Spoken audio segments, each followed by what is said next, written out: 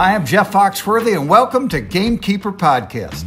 If you want to learn more about farming for wildlife and habitat management, then, buddy, you are in the right place. Join the GameKeeper crew direct from Mossy Oak Land Enhancement Studio as they discuss the latest wildlife and habitat management practices, news, and, of course, hunting. There's no telling what you'll learn, but I'm going to tell you, I bet it's interesting. Enjoy. We're live in 3, 2, 1. Ba, ba, ba, ba. All right, well, welcome again, everybody, to the Mossy Oak Land Enhancement Building, to the GameKeeper studio here. Lenny, I'm glad to be back once again. They've let us do one more podcast. One more podcast. They hadn't gotten rid of us yet. Yeah. The snow kind of slowed us down last week. Yeah, it did. Yeah. We apologize. We didn't have a podcast last week, but it was impossible. It was quite icy here. Conditions were rough. What did y'all call it? The snowpocalypse? Or snowvid. Snowvid. Ooh, that's pretty good. Yeah, and but I tell you what it really pointed out, because I was watching my Spartan cameras the whole time. Boy, the deer herd was having a hard time. Yeah, I put out some extra feed, actually. Just when all of it hit, refilled the feeders and kind of got them ready. I know you probably didn't run out of food in your feeder, though. Did not run out of food. 1,500-pound capacity. I mean. Have we come up with a name for it yet? We need to. I hadn't thought about Oh, that. Bertha. The beast. Bertha the beast. So the belly. Yeah, they're still learning to eat out of it, though. I've kind of had to train them, but that cold weather helped because it certainly made them hungry enough to explore around it. Yeah. But they still don't quite trust it. There's some of them that are just blindly walk up there and feed in it, but some of them... They've tasted it. Yeah. Yeah. Well, I don't have a 2-ton capacity feeder at my farm. You should have put that at your farm. And I didn't get away. Well, I got to, drain the pipes and everything, but... I was just thankful that for the first time ever, we decided to go back and fertilize all of our brassica fields with 100 pounds of nitrogen, right before November hit. And it made a huge difference. So we still had green growth and tubers everywhere for the deer to munch on. Were they pawing through the snow and stuff to get to it? Well, I mean, I hadn't been back. But when I left before the storm, the fields looked 3 times better than they ever have. We just hadn't taken that extra step to do that second top, that one second top dress. Yeah. Yeah. So, hey, Mac, let's make sure we put up Dudley's got some photos of his fields. Let's make sure we put those up. Yeah, I'm going to tell you, I was jealous of them. There's no doubt about it. Because it's harder for us to grow brassicas in the South. Dudley he's got a line on it. I'm just going to go and tell you, over the last 3 years, he's kind of getting it figured out. Mm-hmm. Well, it's not that it's just timing is so important, right. And then that spacing of the plants. And I do agree. Dudley's kind of got that figured out. It basically more is not better. Right. So timing is everything. Yeah. So. Mac, are you over there texting, or what are you? I heard something on. I'm making notes. Tick, tick. Yeah. So would you when you quit he's burning it up over there. when you quit, these guys can type so fast. Yeah. So, but just make sure that we alert David McElwain to put some pictures of Dudley's fields up, please. We can do that. He might be texting, but. David probably is texting. Oh, there it is again. What is going on? He's, no doubt. Would somebody put their phone on D&D, please? Yeah. So look. So this week's sponsor, I am so happy to say that I'm told we finally have the new Mossy Oak Gamekeeper website. Woo! Somebody give us a trumpet. There we go. Yeah. So that's going to be our sponsor. So we're going to invite everybody to go to Mossy Oak GameKeeper.com. Mossy Oak Gamekeeper, and then type ., and then COM, and it'll get you right there. Oh, But it's a great new website that'll make it easier for people to consume the content that we have. Yeah, it's all about content. It really is written content. Podcasts are there, videos there. We're really excited about it. So a lot better user experience than what we've had in the past. Yeah. So Jason McKellar probably we need a shout out for him. Oh yeah, get an applause. Yeah. Go McKellar. Yeah. Oh man, we're getting trumpets all over the place today. Yeah, and Lanny, I know you've worked on it hard as well. Yeah, I didn't mean to say hardly, but Yeah, but it looks great. So please, everybody, go check that thing out. MossyOakGamekeeper.com. There we go. Yeah. And you know what .com means, Bobby? I think it means .communication. Close. What does it mean? Commercial. .commercial. Mm-hmm. Yeah.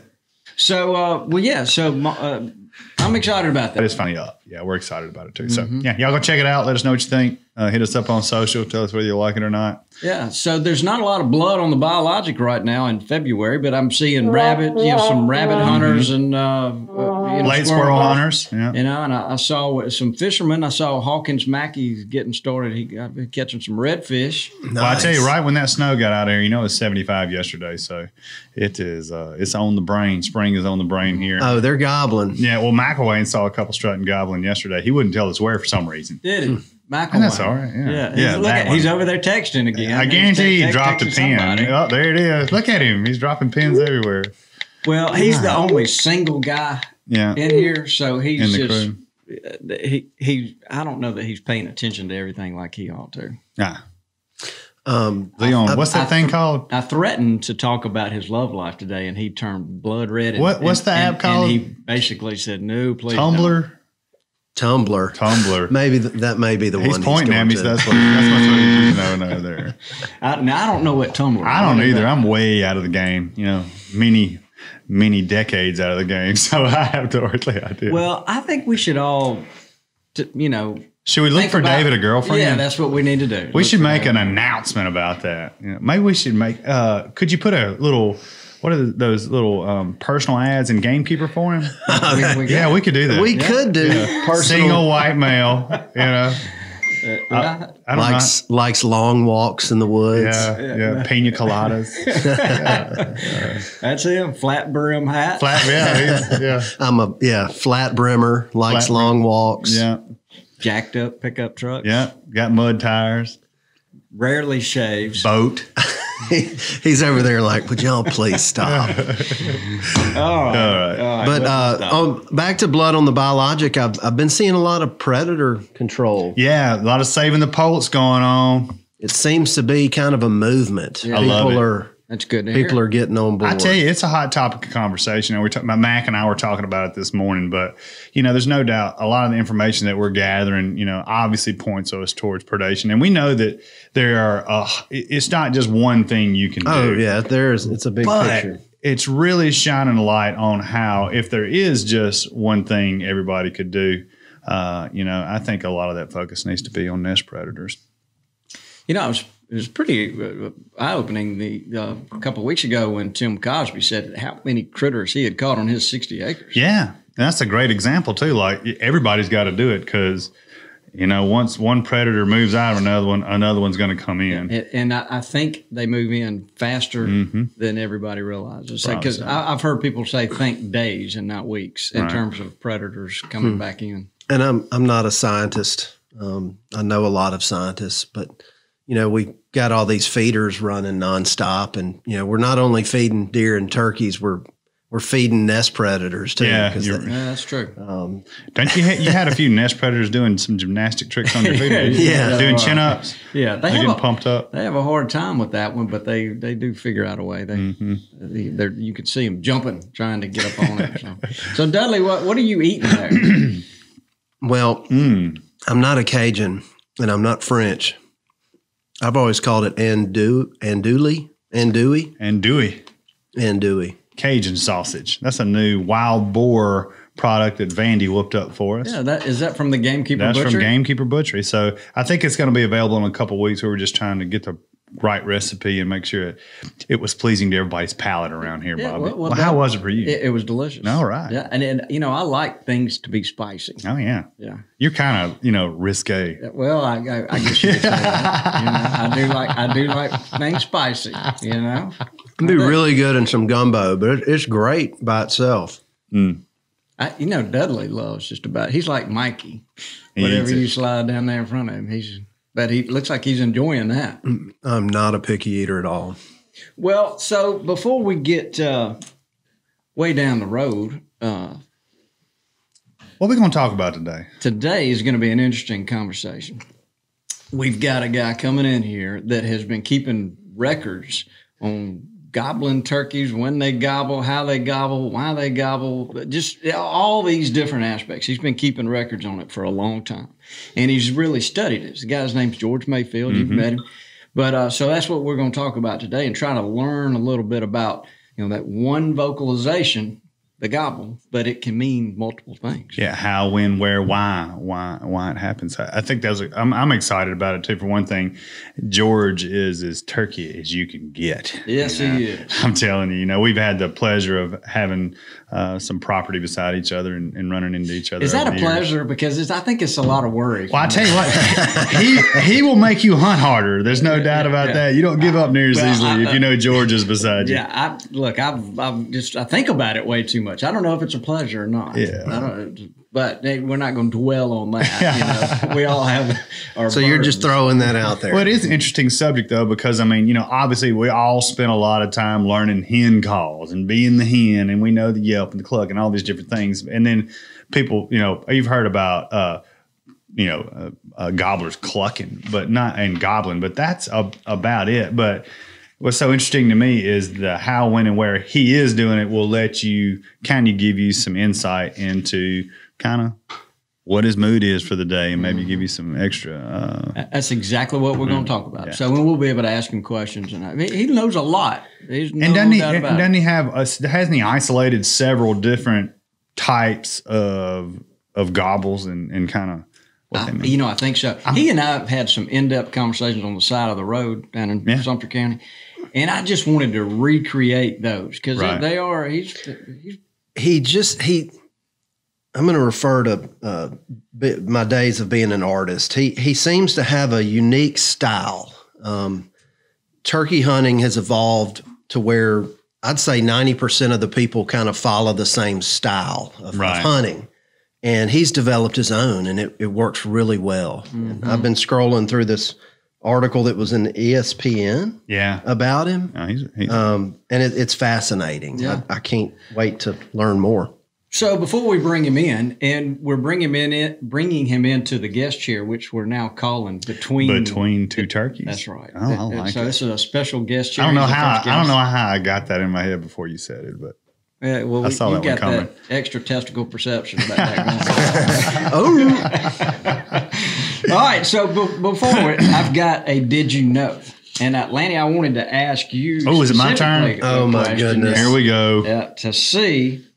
So what's the subject? Well, it's animals and mammals. Okay, mammals. So on Earth, on the whole Earth, what animal has the best sense of smell on Earth? Is it? And I'm gonna do it as a multiple choice.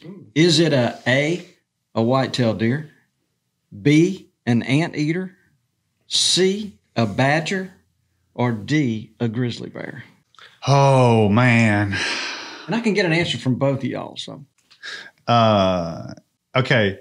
First one was whitetail. Second one was anteater. Third was badger. Fourth was grizzly bear. And this is on the whole Earth. On the whole thing. The whole thing. I'm caught between a badger and an anteater. That anteater is really. Because they got to smell ants under the dirt. Yeah, that's. Yeah, I was going to go with anteater, but then Bobby mentioned it, and now I'm thinking that's not the right answer. But anyway, my final answer is anteater. I'll go with badger. Neither one of those are right. Grizzly bear. I was going with the grizzly bear. But I knew it. So they put that anteater in there to throw us. Yeah. They can smell 2,100 times better than a human. Wow. 7 times better than a bloodhound. And they've been known to catch a scent from over 20 miles away. This is why a grizzly bear continues to be the most intimidating thing running around on Earth, in my opinion. I would agree with that. Yeah. I've been stalked by a grizzly before. What? Have you really? Yeah. One time I was backpacking in Yellowstone, and we got up the next morning, and there was a set of grizzly tracks all in a circle around where we camped.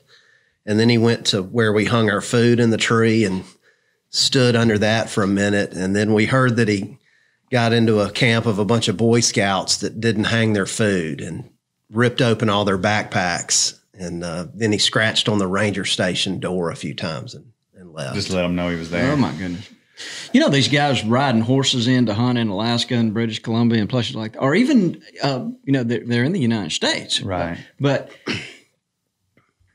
that's got to be a scary let me tell you, I was those guys elk hunting in the Bob Marshall Wilderness. Oh, yeah. And I mean, there's some scary stories. I was in Alaska with Ben Mackey and salmon fishing and black bear hunting. And there's a guy, you'll hear me talk about him, Big Roy, from time to time. He's actually passed away, but was an unbelievable hunter, mountaineer, big man, Big Roy.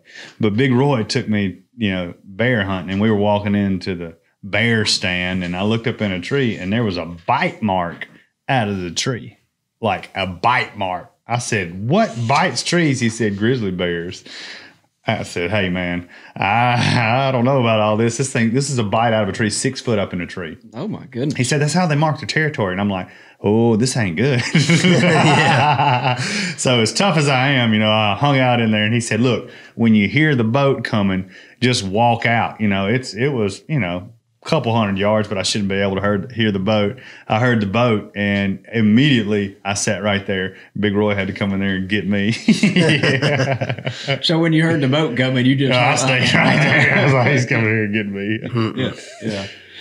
Oh, well. God, that's just fascinating to me, though. But they are an apex predator. Oh, yeah. And that what state is the Bob Marshall Wilderness in? Montana. So there was a crew from here in West Point that had a grizzly bear attack. They had to leave. Oh, that's right.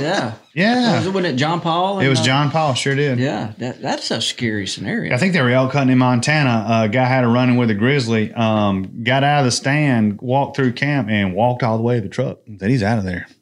Just left. Just left. So the grizzly attacked the horse he was on, is that right? I think it was like pawing at the tree he was in. Okay. Because I had heard that they were riding in and a grizzly reared up and scared the horses, scared everybody. And I think they actually had a couple of incidents. Yeah. We'll have to call John Paul and just ask him what happened. Man, we've gotten off on the grizzly bear team. Yeah, we have. Well, that's better than the long-tailed cat that we usually get off on, I guess. It's a little different. It's now been proven. Thank you. All right, well, let's go to Mac and get our commercial knocked out. And then when we come back, we'll have Mr. George Mayfield in here with us. I'm excited. What's Mac going to talk about? So you'll kind of teed me up for this. With our winter storm last week, the first thing we as gamekeepers always think about is what are our wildlife doing with all the snow on the ground, with all this ice on the ground this time of year where there's not a bunch of food. Yeah. Absolutely. So one way to help fight these tough winters is to have a little extra food on the table. A great way to do it is by planting some high-powered annuals like winter bulbs, deer radish, maximum, final forage. So when you start planning on your food plots for next year, don't forget about this winter storm we just had and think about, giving them that long-lasting annual that is designed to be long-lasting. High-powered. Absolutely. You said it. High-powered annuals. Yeah. And I think it's important to say, too, high-powered annuals, I mean, that's how biology got started. That's right. With those first blends, what was it? It was a summer management, a fall attractant, and a premium perennial. It was. But it was all about high-powered annuals, which we refer to as brassica as part of them. So we don't want to see a plot that's all just dirt and turds, just eaten to the ground. We want to see, like what Dudley's talking about. He was so proud. His plot still looked fantastic right in the first part of February. Even though they were getting hit hard. Yeah. But, they were bulbs. So these are browse-tolerant varieties. Browse-tolerant. And it's important to say forage varieties, too. So that's right. When you go to the co-op and you buy brassicas or turnips, you're not getting the same thing as you get. They're not high-powered. Annuals is the best way to put it. So all these things we're talking about have been engineered for browse tolerance to produce as much forage as possible. So, and it's probably a good thing. What we just went through in the South was unusual, but it happens up north all the time. Right. But so a guy that's down here in the South that just realized his deer didn't have enough to eat in late January, February, and probably the first part of March, he can start thinking about that now and plan this next fall to plant the appropriate plots, what Mac has described. High power. For next year. It makes a big difference. We want to carry our deer herd through that stressful period and let them come out of that in as best shape as possible. And we've talked about antler genesis before. It's right around the corner, really. We got to get them in good shape for that. And it's amazing critters. Really they do. So, Mac, I think you're right on there with what you're thinking about. High-powered annuals. So, Mac, if you would you please go get our guest, and we'll get started with Mr. George. Yep, I'll go get him.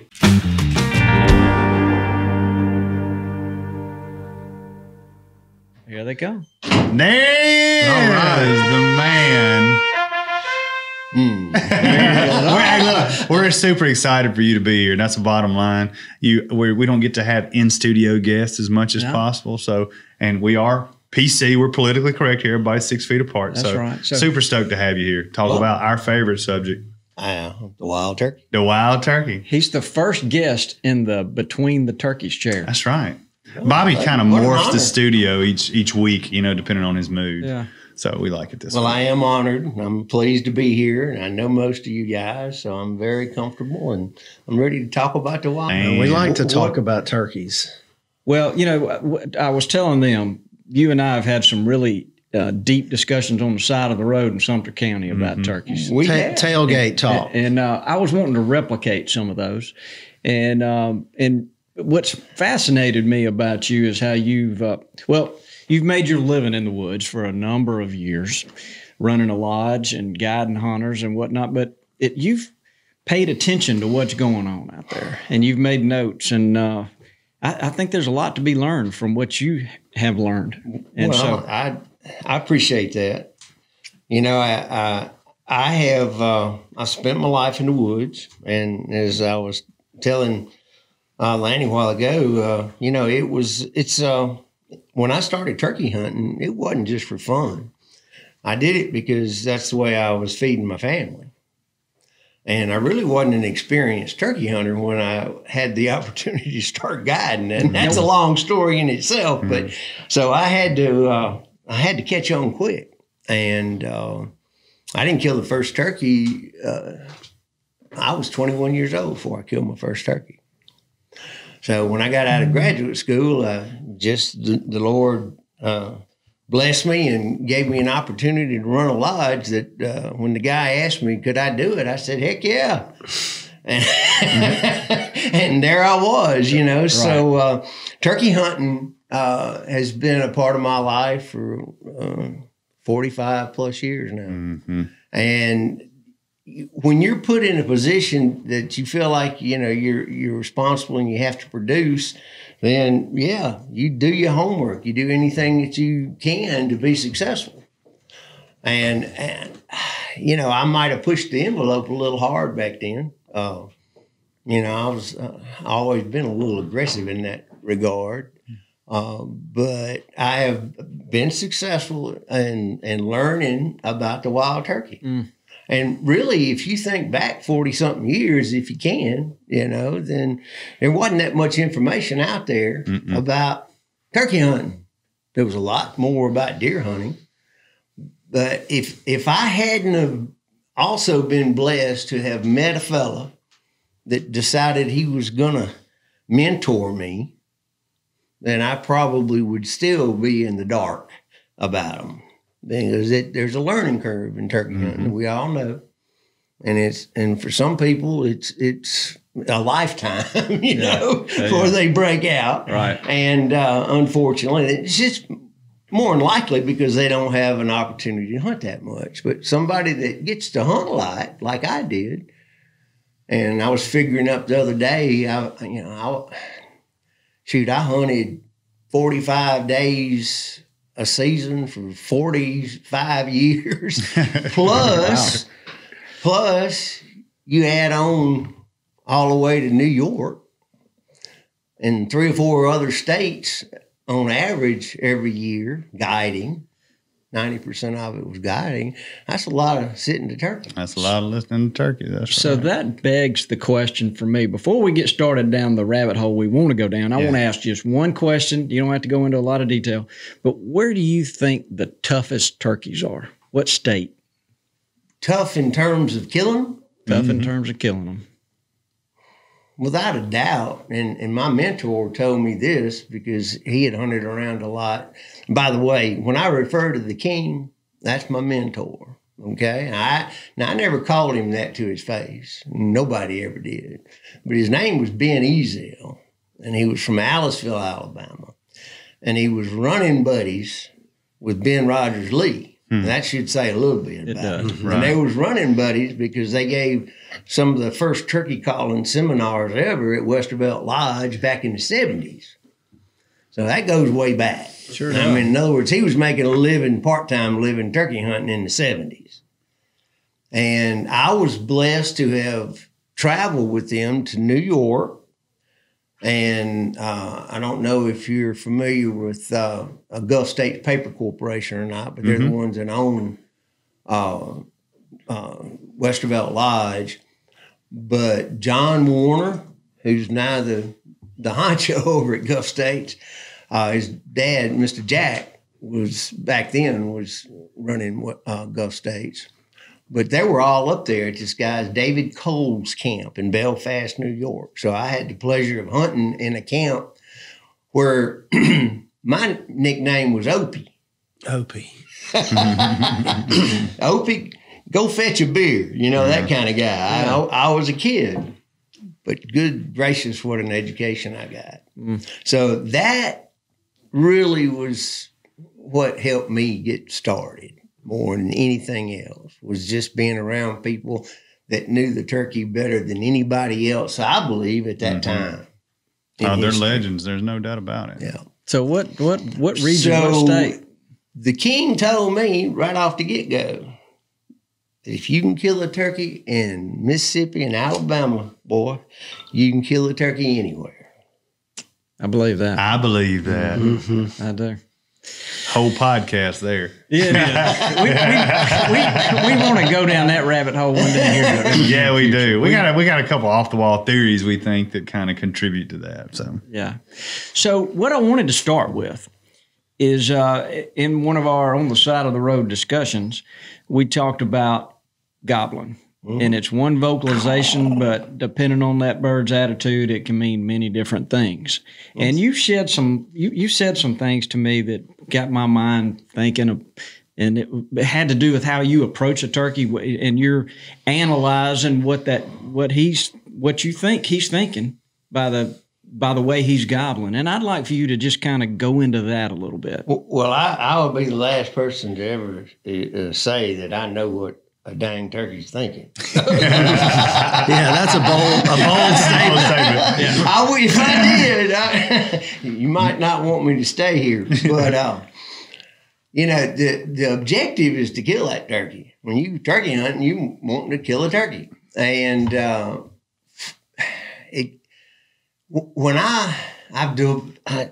kind of systematic in everything I do.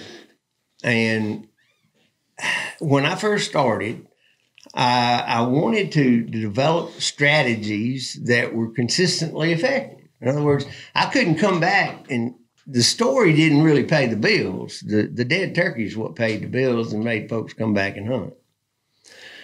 And excuses, good stories, and all that weren't acceptable. So I had to develop a strategy that allowed me to get on the turkey. You have a good place. You get out there and there's 7 or 8 turkeys gobbling, and you go to the ones that are gobbling the hardest or the most, and you find out that doesn't work sometimes. And you go to this one later on in the morning, and he's end up. And you can waste the morning pretty quick by going to the wrong turkey.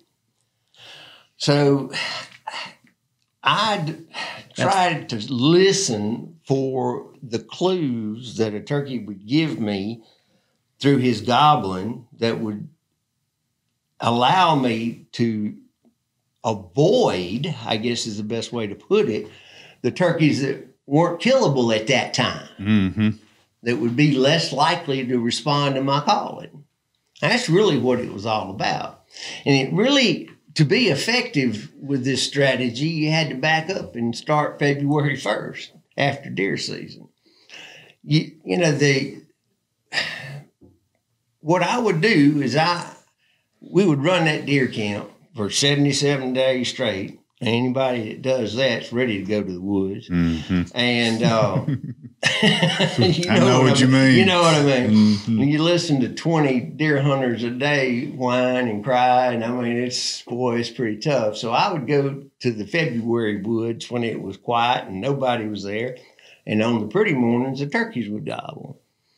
And not only did I catalog my turkeys, I started to be able to read them. When they're undisturbed, you can hear more. When they're unhunted, they gobble more. And I started to develop an appreciation for their spatial segregation, the way they distributed themselves, the ones that gobble first. And this is all kind of technical stuff. Didn't really have a lot to do with the voices. At first, it was about positioning. Mm-hmm. And you can tie that into peck order. You know, every place has what I call a focal point. Okay, and a focal point is that crossroads where you always hear turkeys gobble from, and you will most likely kill a turkey in that area, somewhere in that area. You know, one of the misconceptions is that turkeys are distributed equally across the property, and we know better than that. I mean, they're not. The first 10,000 acre tract that I ever managed, I thought the place was covered in turkeys. And there was a lot of turkeys there, but when it got down to it, after a few years of recording where we heard turkeys and where we killed turkeys, you could narrow that 10,000 acres down to 1,000 at the most. Wow. 10%. And I've got old maps where I used to put X's on the maps of where we were hearing them in February and where we were killing them in March and April. And it's amazing. There's places that we never heard a turkey gobble. Beautiful places that would appear to be beautiful anyway. Right. So what that's very suggestive. Well, within every place that the X's would clump. In other words, you would not only kill one turkey there, you'd kill 4 or 5. Well, this is what I named a focal area.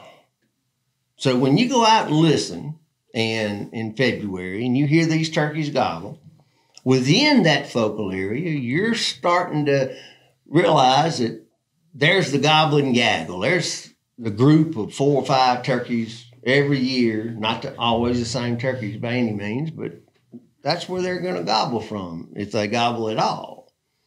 And then there will be a segregated bird here and another one, maybe 2 over there. That was the beginning of my appreciation for how to approach turkeys effectively and be able to go to the right turkey, especially when you're guiding. You don't want to get down in the middle of, the more dominant birds that are all henned up and with a guy over there wiggling around. And, you know what I mean? Right. You're asking for a long morning. You're going to have to hunt all afternoon too, Right. So in that process, that's how a lot of these understandings came to be. And as I was spending these Februaries out there listening in peace and quiet, I started noticing that turkey sounds different than that turkey. My ears were a lot better back then than they are now.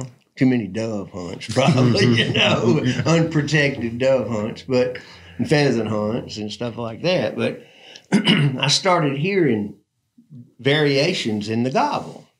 And there were some turkeys that consistently gobbled in a higher, I guess you would call it, pitch. There were some turkeys that that sounded differently. They chop gobble more than they roll gobbled. There's different kinds of gobbles. And then I started, I heard that turkey last year. It was a process now. What we talked about on the side of the road was something that developed itself over years. This didn't, light bulb thing come on and, sure. One season, and I figured all this out. And I still don't have it figured out, to be honest with you. But I have been able to go to a place that I've never been before and kind of get a read on it without, just butting my head up against that wall and going to the wrong group of turkeys. I'm more likely to break even, than consistently go to the wrong group of turkeys. And many times it's not the goblin turkey that you will kill, the ones you go to. How many times have you gone to a group of turkeys in the morning, 2 or 3 turkeys, and got it handed to you, and then 9 o'clock in the morning you're coming out and you make one goblin and you kill him? Well, that's the one that'd probably been better to start with to begin with. So having, the ability to identify individual turkeys is an advantage, especially if you hunt the same places over time. Absolutely. Now you're sitting there right off the bat. When you're listening to that bird, you're listening to see if he's spinning on the limb, if he's gobbling in different directions, or if he's focused on one direction, and that's letting you know if he's focused on one direction, he's hearing a hen. That's certainly a clue. Not only once you decide, okay, we're getting down to what do you do when you hear one and you decide that's the one you want to go to. Okay, when you get to that point, I don't know how many times, man, I charged in there. Heck, I used to run them off the limb. It was like, put the bayonet on and let's go. Yar! Yeah, you know what I mean? I know exactly what you mean. That's you. I'm kind of yar myself. I can't even charge the kitchen table no more. So, But back then, They're going to get them. That's there right. wasn't a hill tall enough or a creek deep enough that I didn't go. And but that's really not the right way to hunt turkeys if you want to be effective. I mean, that's just overzealous. And I wish I had that energy and physicality now, but I don't. I think the Lord fixed it that way. So, if I could run like I used to, I'd be in jail. So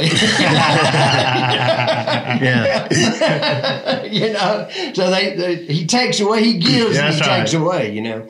But what you're talking about is what I think about as I go to the chosen turkey, and there's an acronym. Just like I didn't get your acronym the other day, but it RDS and sometimes Q, and R stands for rate of gobbling. You can get that. I mean, I'm not saying you got to look at your watch and but is he gobbling one time in 5 minutes or 5 times in 1 minute or somewhere in between? Okay, I'm walking to the turkey. And I'm trying to figure out, where I'm going to sit and, just, how you are, you're excited. But I'm also listening to that turkey. And a gobble is a directional call. I mean, you can tell when he's gobbling away from you. A lot of times if he's gobbling away from you and you can run over him, because you think he's further than he is. So I pay attention to that more now than I used to, and I avoid running over a turkey.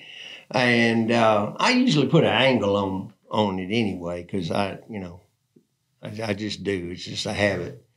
But instead of going right at him, if I know the land, and I might be going that way, but to the left or the right.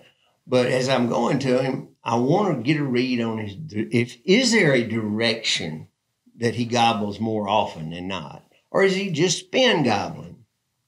Is he gobble this way a while and he gobble this way a while? Might hush for a little while. You know how they do. They get quiet for a little while, and they gobble this way and, just let it happen. Don't force it. And if I can get a read on, is there a direction he has a tendency to be gobbling in more than any other? That's a clue. It might mean something, it might not, but more than likely it means something. He'll have a little hen that way. You won't be able, I can't hear him, but that's, if I can determine that he's gobbling consistently in a particular direction, I never try to come at him from that side. I avoid that. So you're assuming there may be hens or something. Something. Okay. Not that he's predisposed to go that way. You just don't want to approach him. Well, it depends on how. Now, what I do want is just before fly down, I want to be that way if possible. In other words, or on that side of 50-50, right. you know, and because I don't know, I've never seen one fly backwards. I mean, he's gobbling. Okay, I mean, if he's tipping on a limb up there and getting ready to go down, and he's gobbling that direction, and he's more than likely going to fly that. Now, I've seen him go off the limb and go that way. Mm-hmm. I've seen a lot of things that I would have never thought. But more than likely, he's going to pitch down that way. So, you know, the direction is important to determine. Mm-hmm. And also, I want to get a read on, S stands for sensitivity. Is he gobble at every crow that hits or every jaybird? Is he gobble, you know, at every gobbler at a mile? Or does he, what triggers his gobble? How sensitive is he to any sound? What pulls his trigger? The likelihood of him answering your call when he's highly sensitive is great. But that doesn't, you know, making a turkey gobble and making him come are two different things. I mean, good Lord. Right. You know, slam a truck door and make him gobble. Mm-hmm. You know, make him come is a whole different story. But so I can get a read on this bird pretty good before I ever sit down.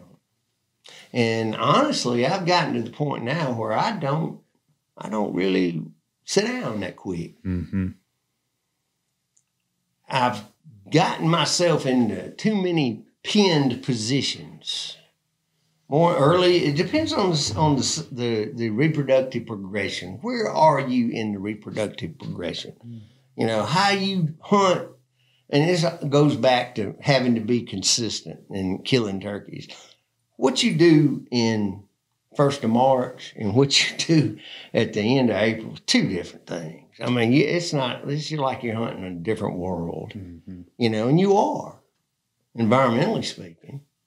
And from the turkey standpoint, you are hunting a different world. He's in a different world, I assure you. Right. You know, so with all that said, you know, the sometimes Q part of that acronym has to do with quality.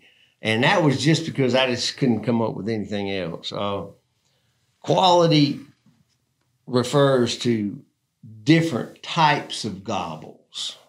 That's what I want to learn about. Well, it ain't a whole lot to learn, Bobby. I figured out but 4 or 5 of them. And I know there's more.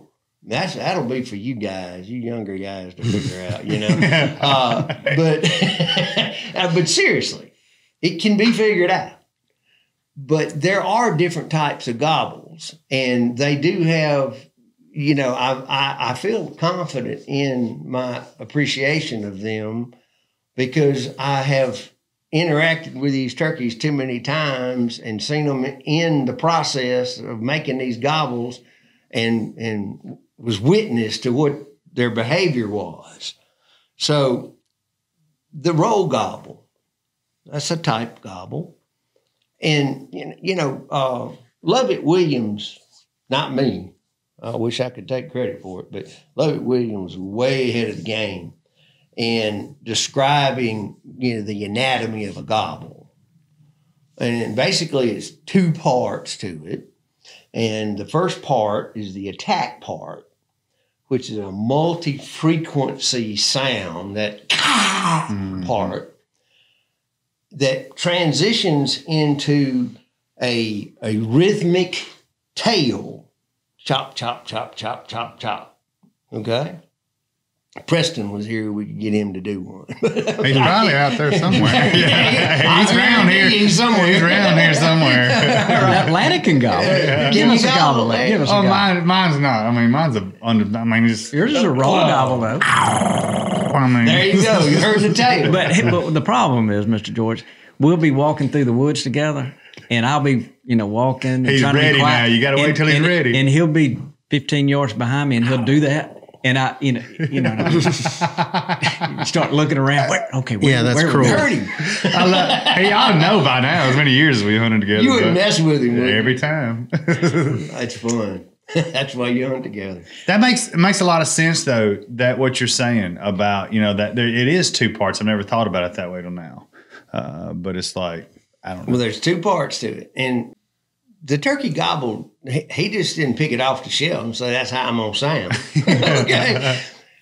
The wild turkey evolved that call over thousands of years, and I mean, the sucker's got long legs, and he covers a lot of territory, and to be able to survive and find each other, I mean, they're also social creatures, and to be able to keep everybody together and all, they got to have a way to communicate.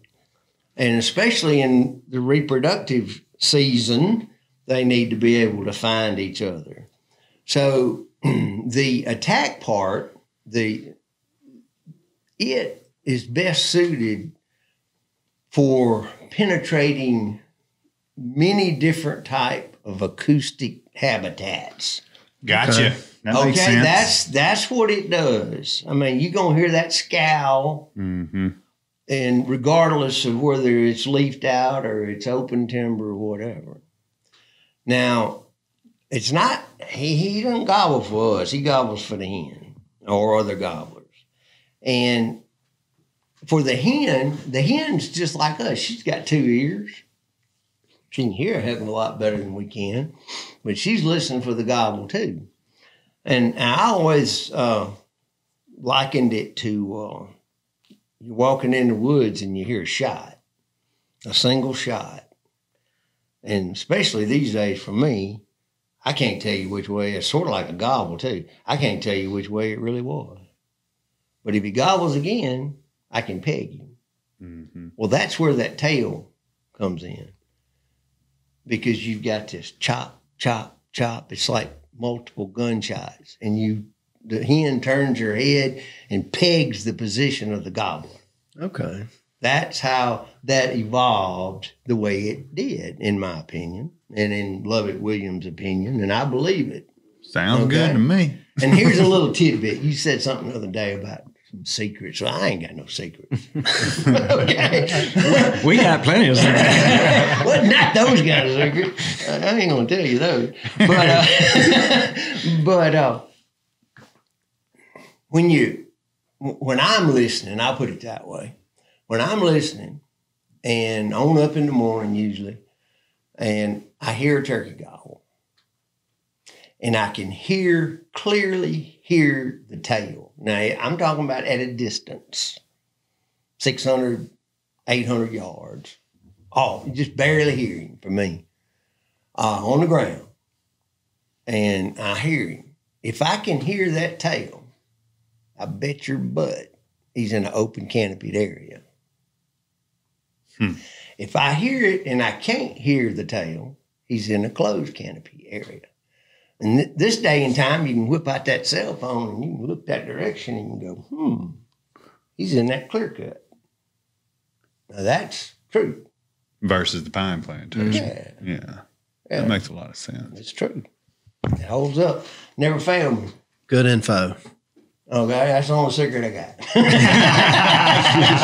That's a great one. Yeah. Never thought about it. All right. So, now where were we? We were talking about the different gobbles somewhere, huh? Yeah, Where were the different quality. We were on quality. Okay, quality. And you the went to different the kind. roll. You wanted to know about the different kinds of gobbles. Well, the roll gobble, of course, is normally most often heard on the limb, and it can be heard on the ground too, but it's just harder to hear. But when he's on the limb and he's broadcast calling for hens, then he will gobble in multiple directions and roll gobble. He'll roll it out. Lanny, you can roll it out. Roll it out. All right. There you go. All right. So that's one of them. Another one comes to mind is on up in the morning. Your hat's all turned sideways, and you had your butt whipped, and whatever, and you headed back to the truck. But you got a call his last time, and it's hot and dusty, and you cut real hard, and turkey gobble about where you come from down in there. And you go, all right. Here you go down through the woods, You get in there and you sit down, and that sucker don't gobble again. He ain't gonna gobble again. And that gobble sounds like, and what that's a howl, for lack of a better descriptive term. I don't even go to them anymore when they do that to me. It hurts too much to walk up. You talking about that short? Yeah. Okay. Yeah. Now, what it is, in my opinion, is that, you've been down there fooling around all morning, and he got with hens, and he won't gobble at you anyway. And, he done heard it before. Heard the same old box or whatever. And, but he's still a turkey, and he's still got a weakness for hens. And the further you get away from him, the better you sound, actually. And you're leaving his area of influence, and you just happen to call. You might have changed calls or something like that. And he's just telling you, hey, I'm here. Right. Now, I got hens. And I ain't leaving. And I ain't coming to you. And I ain't going to answer you again. Yeah. But it has to do with your relative position within his area. Okay? That makes sense. Yeah. And he's letting you know I'm still here. And probably when you walk back out and you yell one more time at the truck just for good, he going again. I've had him do it. Yeah. I still don't go to him. I go in there and get whooped. I've had some experiences with that too. Yeah. But normally that's in the middle of the reproductive progression when you run into that howl. Now, there's another one that, now you can kill that turkey. You just got to be patient. You just got to go down in there and sit down and let him start gobbling, okay? And a lot of times that particular turkey, if you, I've always been able to hunt, not have to go somewhere, and that's one of the other blessings I've had in my life. If you go down there and just sit down, shut up, don't try to make the turkey gobble. He's going to gobble if he wants to gobble. That turkey is anyway. And sometimes when that little hen gets tired of him, and it's the laying period of the progression, and she's going to slip off from him. She don't want that big Volkswagen going down through the woods near her nest. And so I have heard this many times. There will be a rapid, frenetic sounding series of gobbles. I call them demand gobbles. And I have actually witnessed it a few times. And where he goes, ow, ow, ow, like that. And she's just slipped off, and he's broke out of a strut and looking around where in the heck she go. And it's like, dadgummit, get your tail back here. That's when you get up and haul butt. Towards him. You go right to him as fast as you can, and don't be expecting him to gobble at you. Be listening for the drone. Get in there. Most of the time when I get tight as I dare, and if I can, I'll scratch in the leaves. I won't even call. Yeah, they may even hear your feet rustling walking up. Love it. He'll drum at you. And he'll come. And I don't know how many I've killed that way. But if you hear that go, don't dilly dally, because it doesn't last long. Yeah, good. It's a narrow window of opportunity there. And that's on up in the morning. That's typically on up in the morning. I've never heard it anything but on up in the morning. Yeah. Maybe we should charge a fee for people to listen to this podcast. I'm soaking it in. I promise you that. I got my notes. I got my acronym. Well, I tell you, there's a lot to this. Yeah, a whole lot to it. And that's what I'm saying. Yeah, George this is fascinating. He's thought a lot about this, deeper than most people do, I think. Mm-hmm. It really is fascinating. What? And what really got us started down this rabbit hole one day on the side of the road was it was one of those days that you just hear every turkey on the property gobble, but none of them will come to you. Yeah. You know, I seem like I experienced. You want me to talk about that? Well, tell us what's going on. What is going on? Well, it's not a chapter, but it's a segment in the book. If I ever this fictitious book of mine. But I call it chain gobbling. And it goes back. Now, we've all been out in Texas and heard them gobble up the ditch and down the ditch and out of here and back. And that, I don't count Texas or the Miriams in this because it seems like they always do it, but Easterns don't. And I've never heard Osceolas do it, but, I don't hunt, Florida that much. I've hunted a lot, but not that much. Spent most of my time on Easterns. And back in the day, I didn't have but one place to hunt, and it was outside of Pleasant Ridge, Alabama. It was about 1,000 acres. And I'd get my wife to take me and drop me off before daylight, and I'd walk in there, and I'd stay all day.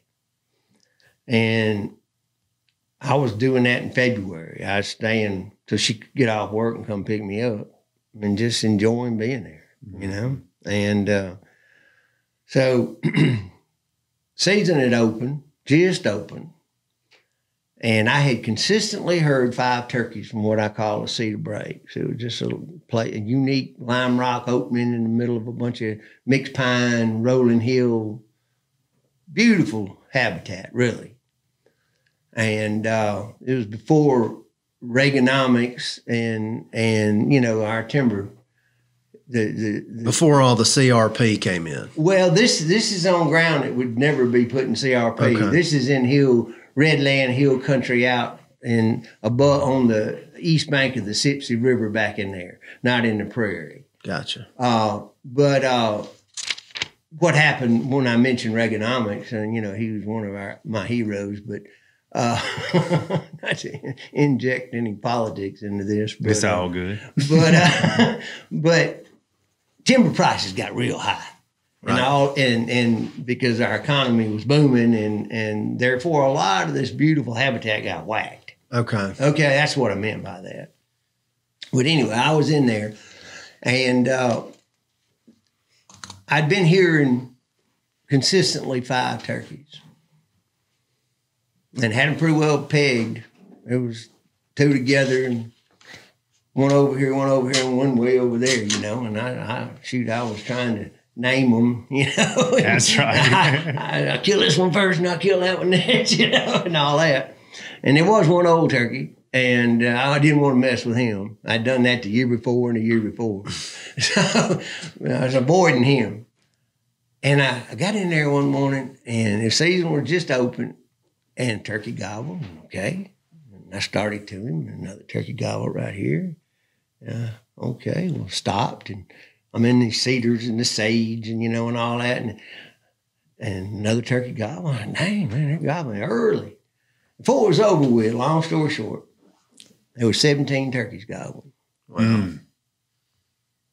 Now, I was flabbergasted. I was like, best 1,000 acres ever, right? This is the best game of my life. Yeah. Well, that was the good part, and it went downhill from there. Okay, so all right, I'm gonna kill this one, and I'm gonna get this one pretty quick. So I peeled off and went down there, and sat down to this turkey, and I sat right to him, and I thought couldn't stand it anymore. Turkeys gobbling everywhere. I mean, they were just gobbling. I wasn't paying any attention to how they were gobbling or why they were gobbling. I was paying attention to the one in front of me. And I yelped at this turkey, and he hushed. I said, okay. That hurts your feelings, don't it? Well, I mean, everybody else was gobbling. My thought process is a positive one. I was thinking that, yeah, he knows where the hen's at. He gonna shut up. Yeah, he gonna pitch down right he walking, in my lap. He walking. You know, He like that. I got him now. You know, and I'm getting ready to kill him. And he never gobbled again. He didn't fly down.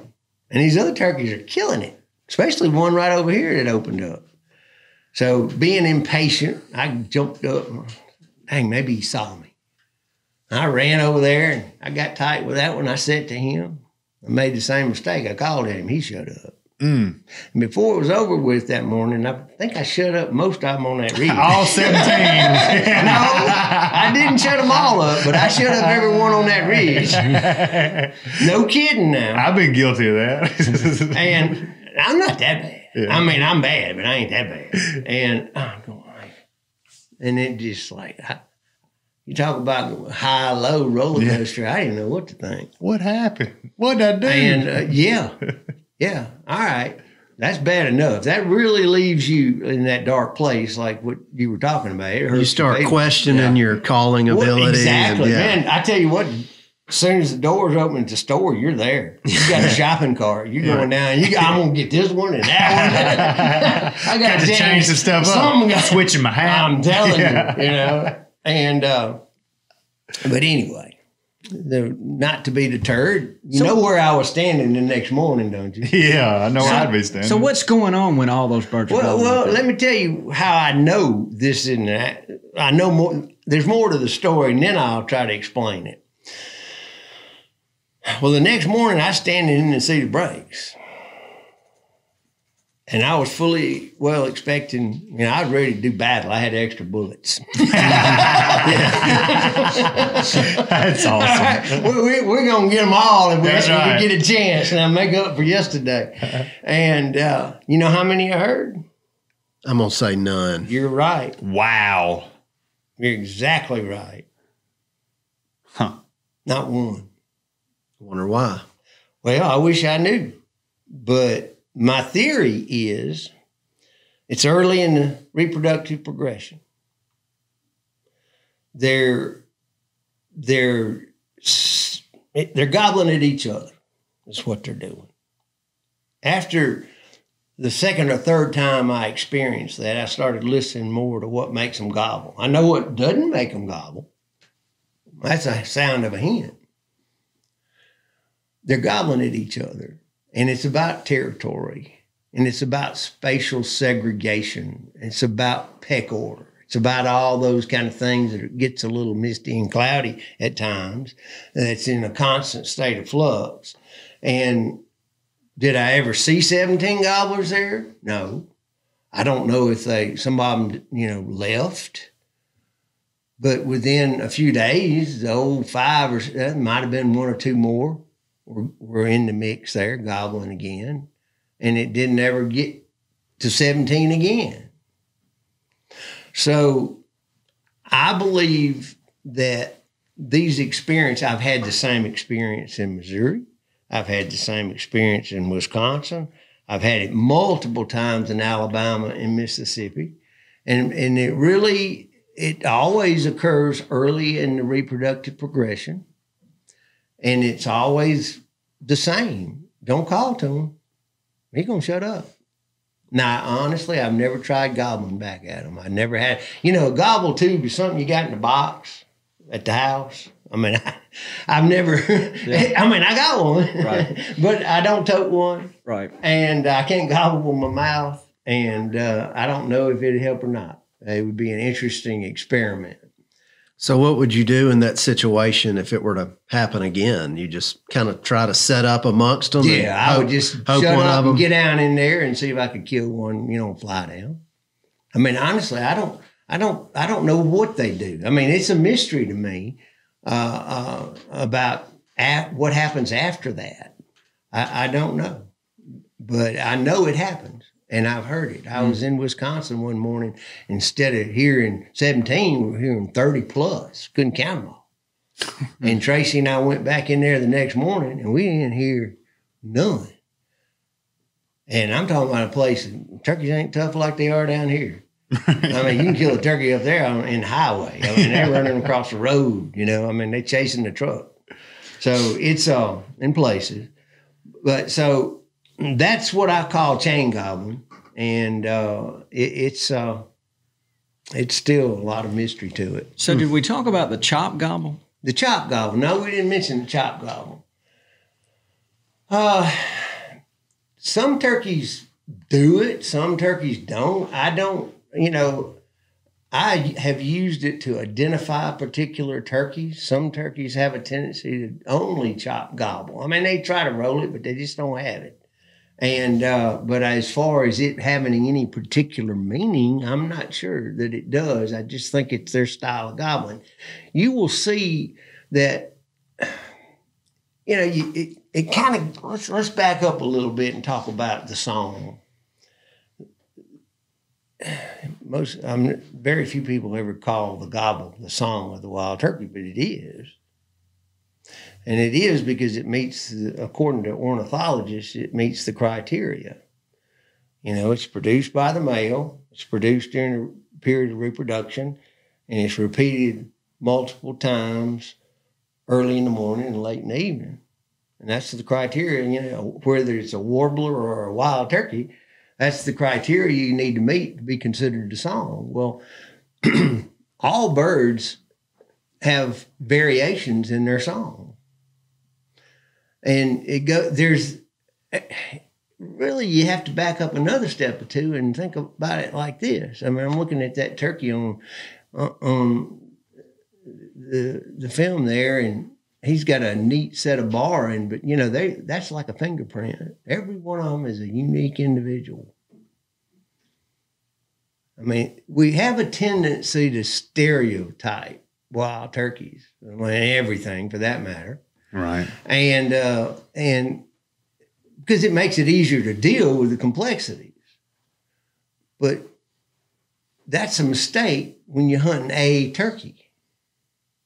You really need to look more at what he's got or doing, the individual side of him sometimes, especially if you're having trouble with him, instead of what turkeys, in quotation, do. Right. You see? What he's doing. Right. What he's doing. Mm-hmm. How he sounds.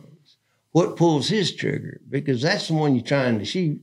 And you need to know what stimulates him or what works with him.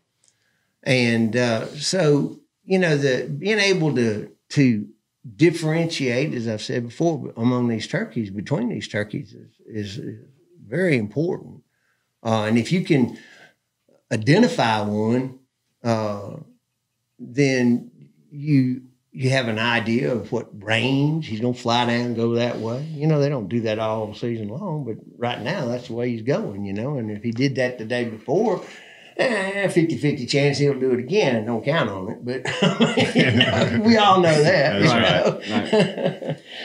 So is there any, you know, I tried to make some notes on all that. Is there anything I missed, Bobby, on what we had talked about on the side of the road? Well, there's a bunch, but Laney, you've got a question? Yeah, I was just kind of going back to what you were talking about. It was very interesting about the 1,000 acres. And if you really boiled it down to it, the turkeys were actually gobbling on about 10% of that. Yeah, 10 to 20%, I think is the rule. And I've seen maps, you know, where they put a device on a bird to track them. And they tend to stay in those areas. Yeah. Oh, and yeah. I just wondered, you know, we know when there's a fresh clear cut. We're like, that's like a pile of corn. That's a 200-acre pile of corn. I was like, woo, he go get out there and show his stuff. So right. I didn't know if you could, of all the information you've tracked over the years, is it more contingent upon topographic features, or is it just where they like to be? You know, or is it? Well, that's kind of easy. The gobblers are going to be where the hens are. Oh, yeah, that's right. Okay. And if they're in your front yard, that's where he's going to be close by. Right. Okay. Right.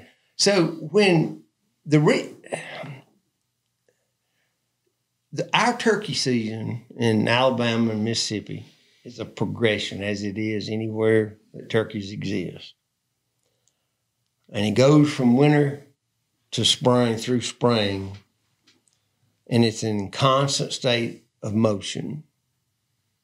Gotcha. And the environment speeds up the progression or slows it down. The temperature, all the factors involved in the environment, the light index, all this kind of stuff. It affects the flora, which in turn affects the fauna. And the hens, when what I call a period of transition, when they're making the transition from the winter habitat to a spring habitat, the reason they do that is they're seeking out protein because they haven't had much available through the winter, and probably more carbs than anything, and getting into your guys' neck of the woods here. But they need protein to lay a clutch of eggs. They need fat to be able to sit 28 days and hatch off that clutch of eggs. And they're still flocked up. And those flocks are loose at that time. They get a little flaky loose, as do the gobbler groups.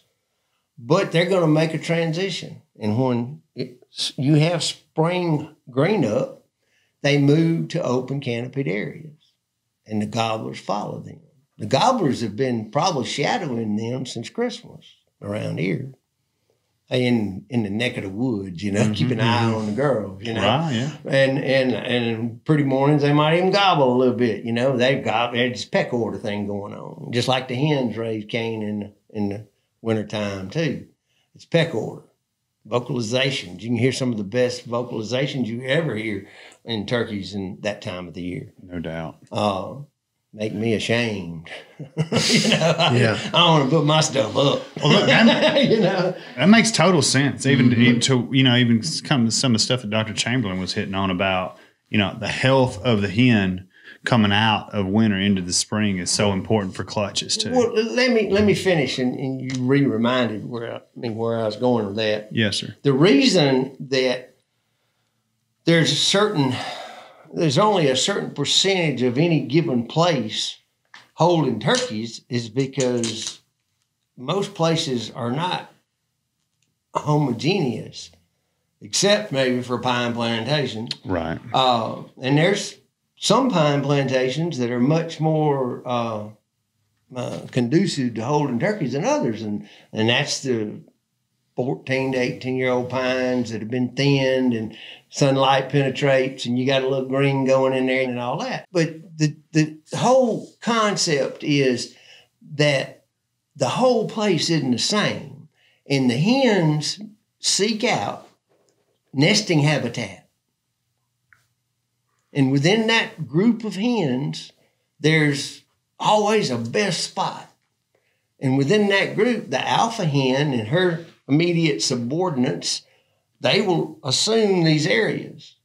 And their hens are not distributed equally across 10,000 acres. They clump up. And that's why the gobblers clump up. They're going to be where the hens are. Yeah. Okay? And like you said, the clear cut, a clear cut's, probably from what you're saying, though, the hen's out there getting her, nutritional values up. Sure. And then, because I've always thought the gobbler wants to be there so he can show his stuff. That's also an important side to the gobbler, because that's why he's evolved all this beauty. Right. He looks the way he does, not just by happenstance, but because that's what the hens seek. That unique barring and the colorations in the head and the fanning and there's a body English to this whole scenario also. Right. They want to be heard and seen. And so there's a body language to it. And he doesn't do too well in the bar thicket. Okay. Right. You know what I mean? He doesn't want to be there. He'll follow hen in there. Mm-hmm. but he doesn't really want to be there, and he can't strut his stuff as well. And but yeah, they're going to just follow the hen. The hen will take you to where you need to be. That's good advice if I've ever heard it. No doubt. Yeah. So, Mr. George, we sure appreciate you being here, but I'm going to ask you if you'd hang around. Let's take a break and let's record another wealth of knowledge there. Yeah. I'd love to pick at him a little bit He more. He really is. I can see your wheels turning over there. 100%. And so there's smoke coming out my ears. Yeah, there is. So we always talk about what did we learn. Yeah, and there's a lot that we learned here today, I suspect. 100%. So, what did you learn, Lenny? Oh, well, I mean, I learned a lot. I never even, everything that George said, I can put myself back in the woods at some point in the last 20, 25 years and been in those scenarios. So, and it's the wonder of wildlife. It's one thing to be wandering around the woods, but like, what was going on? So to hear his perspective on, what he thinks it is, makes a lot of sense to me. So even the different types of gobbles, the body language, the scenarios, too, we know turkeys need big tracts of land, but that whole tract of land doesn't hold turkeys all the time, and why the case is. So when you boil it all down, it's just goes back to the hierarchy of needs: food, water, cover, companionship. Yeah, I love turkey hunting. I'm a 3rd generation turkey hunter.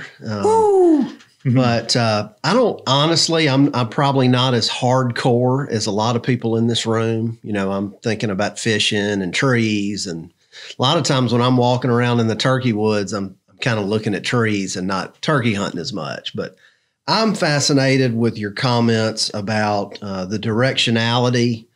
And I want to spend more time listening to turkeys gobble and try to infer what they're doing based on, whether they're spinning in a circle, gobbling all in one direction. So, I'm really thankful for what you've taught us today. And I can't wait to get out in the woods and start putting some of this stuff to work. Yeah, maybe I'll start quit charging in there after them. Well, I've always been kind of a laid back turkey hunter. I don't just go straight to them. I tend to wait till they fly down and decide where to go. And sometimes it works great, and I feel like I'm a really good turkey hunter. And then the other times I'm like, what am I doing wrong? Am I terrible at calling turkeys? And, then the next, but I think all turkey hunters right. know that. We always question ourselves, but Exactly. I have more questions that I can ask myself based on what you said today. Yeah. And I think a lot of people listening are I love the acronym, no doubt about it. So look, let's do this. Let's take a break. Let's let our guest rehydrate himself. And when he comes back, I'd like to get him to talk about how he sets up on a turkey. I think that's one thing that we can drill into a little bit. So let's do that. Now, this has been a fun one, interesting one, and I've enjoyed Perfect it. timing. Yeah. Perfect timing. Dudley, why don't you get us out of here, Dudley? all right. Goodbye, Dudley. Get us out of here, Cleve. Thanks for tuning in to this week's episode of the GameKeeper Podcast. And be sure to tune in again. Subscribe to GameKeeper Farming for Wildlife magazine, and don't miss the Mossy Oak Properties Fistful of Dirt podcast with my good buddy, Ronnie Cuz Strickland.